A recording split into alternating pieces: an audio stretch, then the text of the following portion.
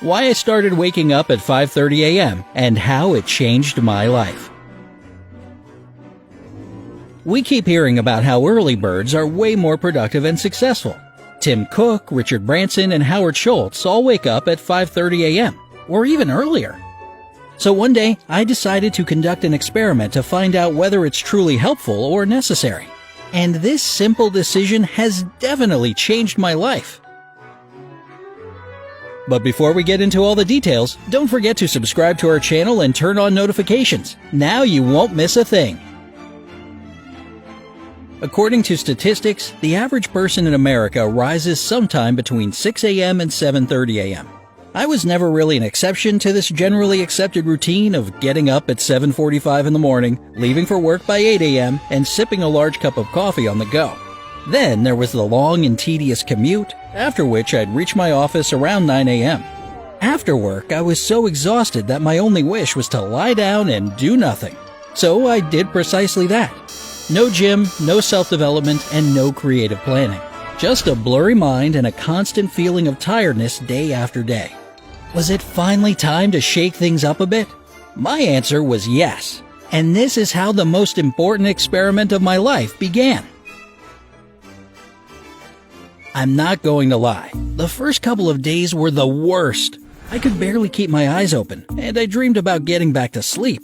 This was no surprise since I've always considered myself to be a night owl. Luckily, my willpower won the battle, and I made myself continue with the experiment.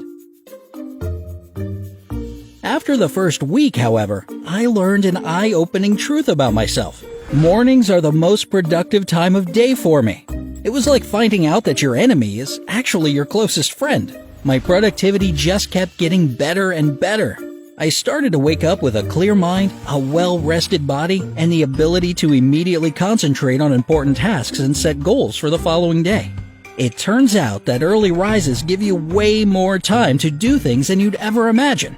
I do so many tasks before starting work in the morning that I'm amazed by how I've already done so much when my family members haven't even woken up yet. Needless to say, by the time the evening rolls around, I have no more work left to do and can spend more time with the people I love. The greatest bonus ever! Another wonderful addition is being able to take my time. Before this experiment, I used to start my day by jumping out of bed, late as usual, and rushing to get myself ready. But I still usually arrived at work late. True story, right? I walked into my office looking disheveled and grumpy, barely awake, and behind everyone else. That's certainly not a great way to start the day.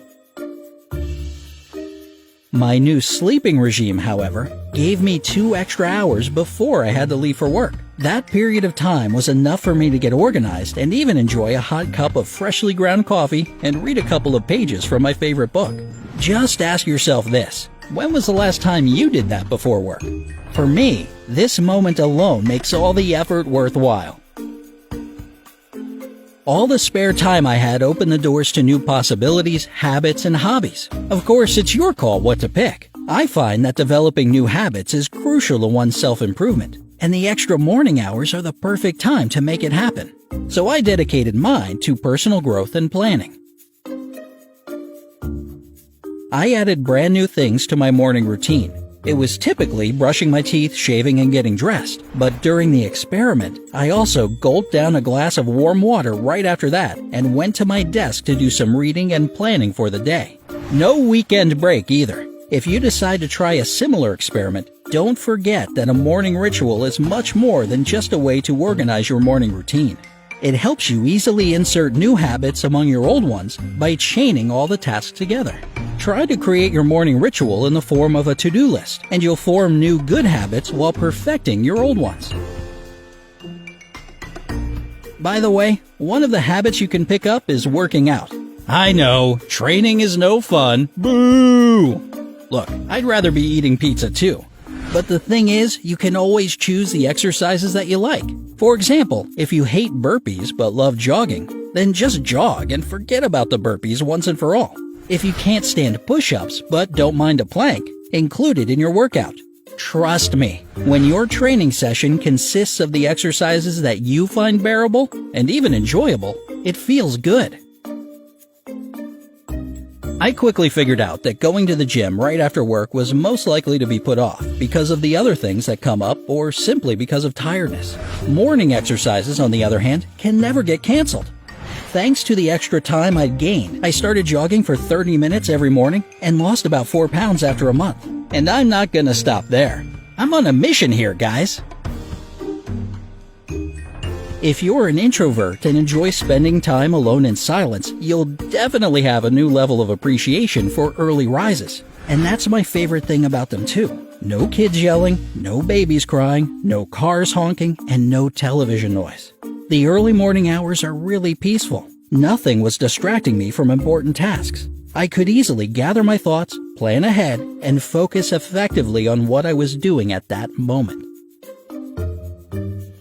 In the middle of my experiment, I found out that Jeremy Korst, the former general manager of Microsoft, wakes up between 3:30 and 4 a.m. for the same reasons: clarity of thought and quiet time. During the following 2 hours in the morning, he usually does all his work that requires the most focus without any distractions. After all, as Pascal once said, the sole cause of a man's unhappiness is that he does not know how to stay quietly in his room. And waking up early will certainly help you learn the art of peacefulness.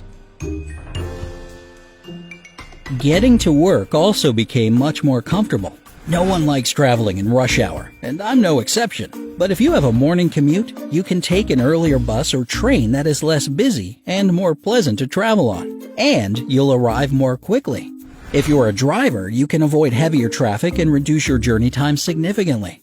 Or, better yet, you can start commuting by bike as I did during the experiment. One of the most pleasant forms of exercising ever. My breakfast meals also changed for the better.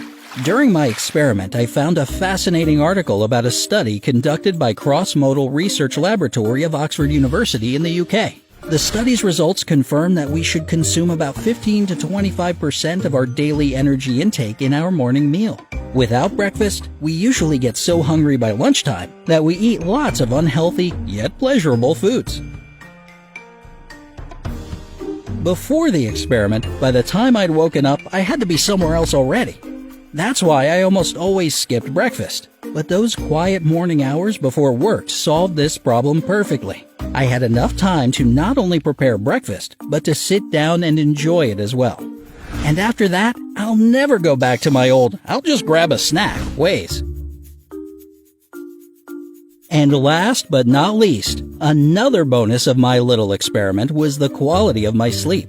As a night owl, I used to go to sleep and wake up at random times. But when you have to wake up early, you have no other choice but to establish a proper sleeping schedule.